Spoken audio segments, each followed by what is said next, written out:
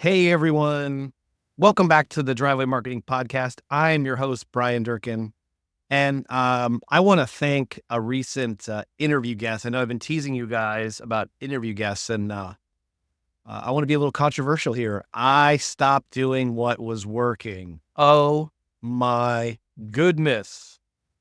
Stop doing that. Stop doing things that work, right? So I want to thank my friend Shark, who runs the Home Services Growth Summit, who, as of this recording, called me out for not having episodes for many moons.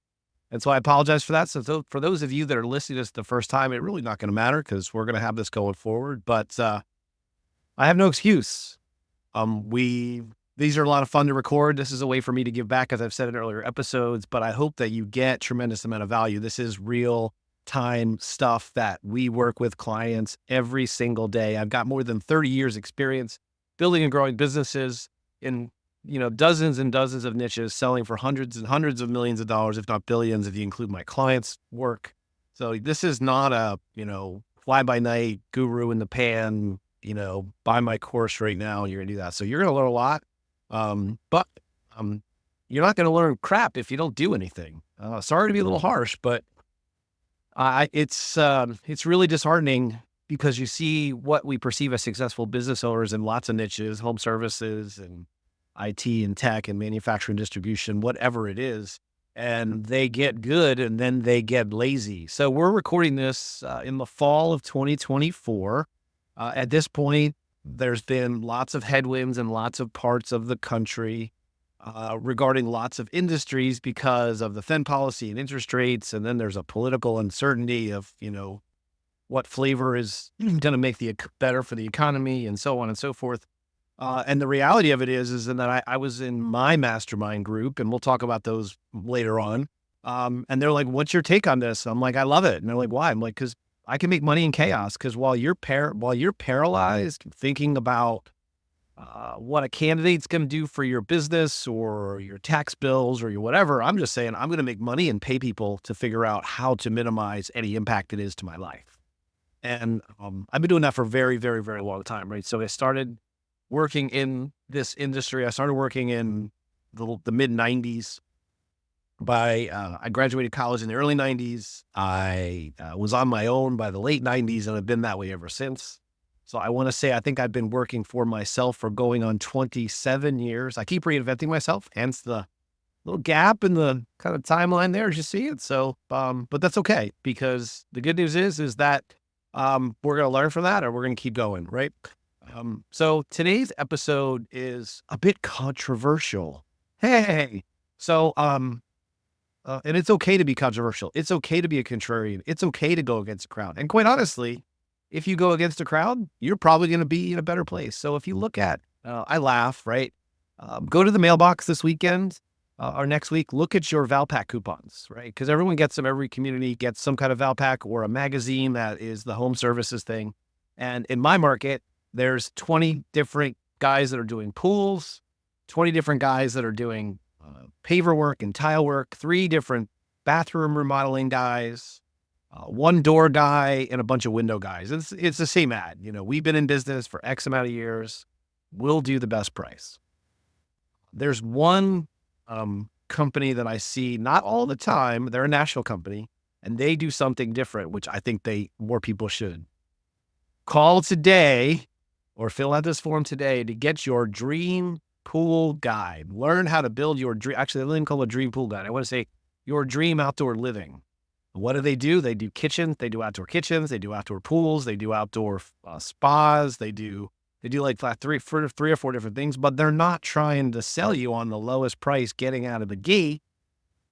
They're not telling you call today for a 10% discount. They're saying, hey, why don't you figure out what you really want and sell you on the idea that company can take you through the journey of the design and the budget and the timing, right? So, heck, there's this company you may have heard of called Disney that when they sell their vacation club, they don't sell vacation clubs.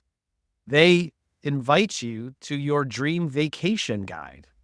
Call today for your dream vacation guide. And in that dream vacation guide, there's a part of the process that says, okay, you're going to buy a vacation for your family of 4 one time.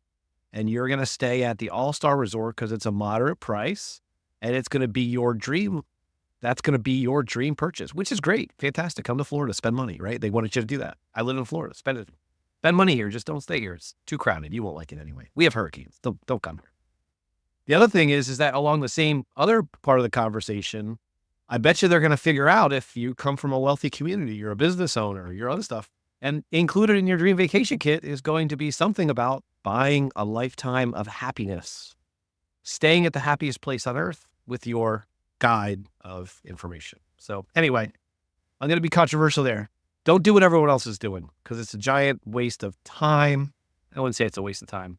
When times are good, it's great.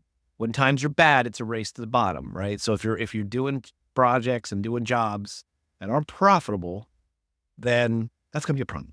So anyway, don't do it. Other thing you don't want to do, don't have one place for your leads. My goodness.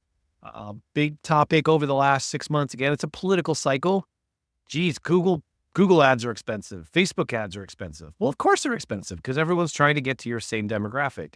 If you're trying to attract the homeowner that's an affluent homeowner in an upscale market, well, guess who else is trying to do that? The congressman, the senator, presidential candidates, the judge, the mosquito guy, they're all trying to target those same people. And there's only so much availability of those people on their devices. So guess what happens?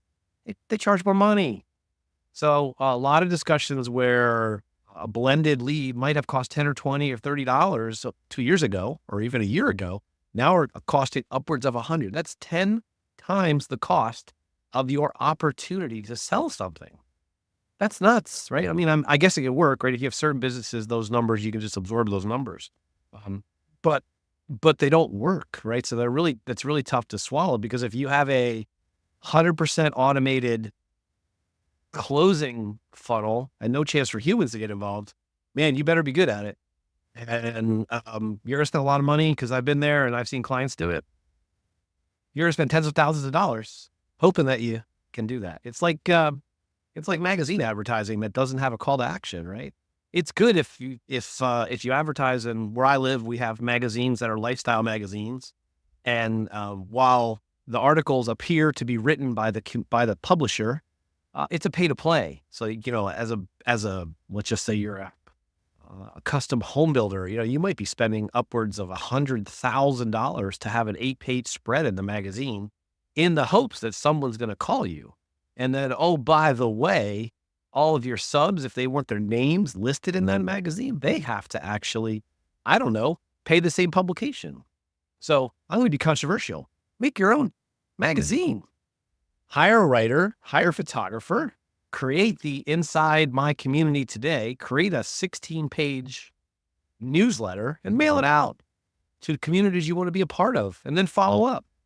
I mean, you can send a lot of mail for $100,000. I don't know what it is. It was $60,000, 12 years ago. So I can't imagine. I could be wrong, but it's a lot of money, right? The average one-page media buy in certain markets, one-page buy, just without any copy, just you bring your own ad, I think is between $8,000 and $12,000 in most markets. In a higher tier magazine, in a lower tier kind of community magazine, it may be $1,000 or $2,000, with the hopes that you can get in front of them. But there's this thing called every door direct mail. You can, instead of being competing with someone else, you can create a category one. So, be in a category one. Don't be in a category of I hope you actually get an acquisition strategy. That makes a lot of sense, right? So another thing I want to talk to you about that's controversial, sorry guys, is get out of your comfort zone. Get out into the community, not your community. Go somewhere else. Go find a trade show that's parallel to your industry.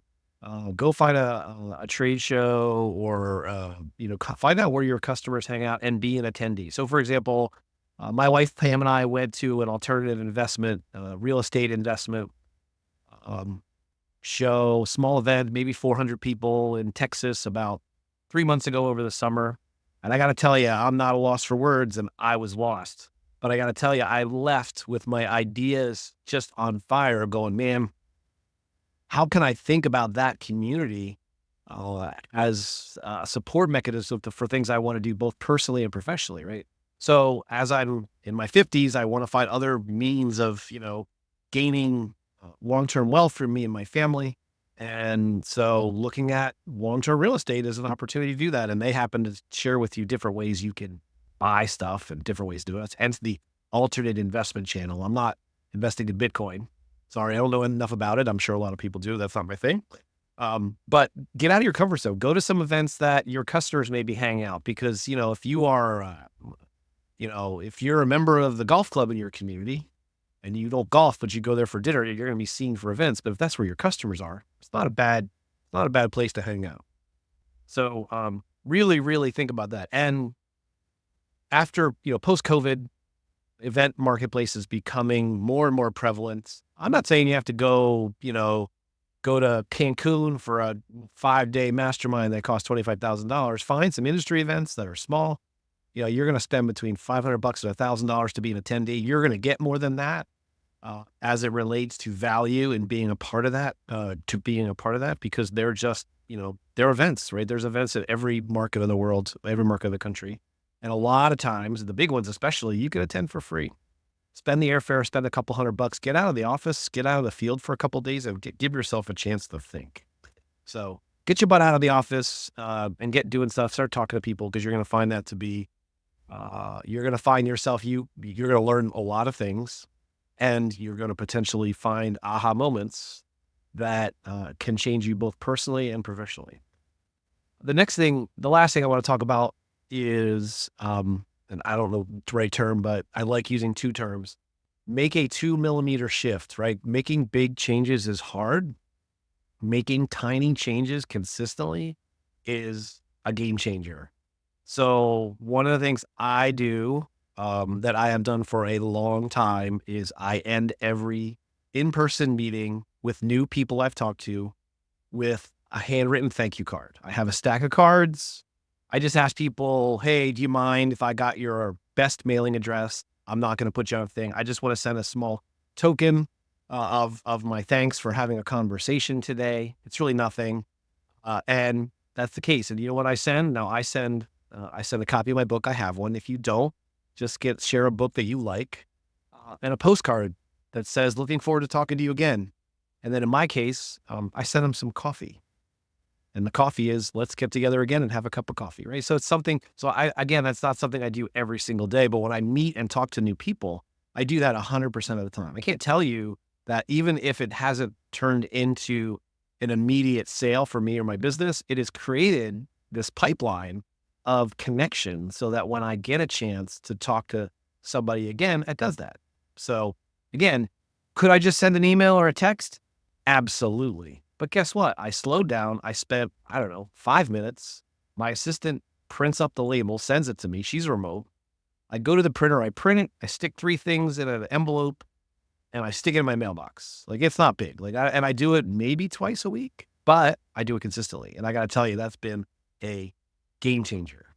So anyway, hope this wasn't too controversial for you, but I hope it was controversial enough to tell you that start thinking differently. Right? Don't just blindly hand off those strategic tasks of your business to people, and understand why they want to do that. So anyway, you guys have an amazing day. Thank you for being a part of the Driveway Marketing Podcast. I'll see you guys soon on a new episode.